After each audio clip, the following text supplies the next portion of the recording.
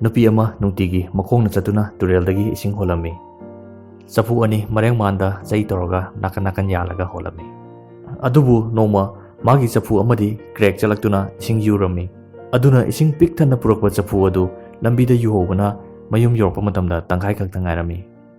Nupidu nungtigi ising holami. Adubu mayum yorpa kudingi chafu amadi ising tangkai khakta ngairami. Sumaina nungtigi tawduna numit mayam amasu hokirami.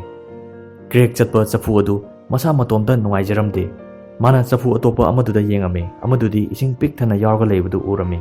Aduga masa matomta khanjarami. Mahakti kanadabani mahakti masagi mathau pajana pangthokpa ngamjadabani haina matomta khanjarami. Aduga noma crack chatpa chafuduna nupiduda hairaklami. Ai yamna lankhre. Aina maram oraga nangi thabakta aremba tahalle.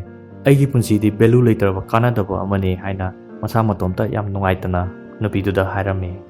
Matamduda nupiduna hairami. Nang lali nang nakhangdabagini nangi akoibada fajana munna yengo hairami. Hayengdi aina ising soaga halakpada nangi akoibada nangi surrounding du munna fajana yengo haina hairami. Mathangi numita ising soaga halakpa matamda akaiba chafu aduna magi akoibada munna yengami. Matamduda mahakna urami. Mahagi maikeduda fajaba lei mayam ama fajana parengsana satlaga leibadu urami. Aduga nupiduna mayum yorpa matamda akaiba chafududa hairami. Fajaba lei mayam ama satlaga leibadu urakpra. Ai nang kaire haibadu hana khangi. Adugi advantage tu lauraga aina nangi thangba maikei aduda lei mayam ama tharaga nangondagi yurakpa isingduna lei makhaidu ising sairibani. Nang lerambadagi lambisi fajahalibani hairami. Matamduda akaiba chafu adu yamna haraurami amadi magi nungairamdaba mayam amdu pulap kokhirami. Chap manana aikhogi punsisisu akaiba chafu dugumbani. Akoi kanamta perfect oiba natte.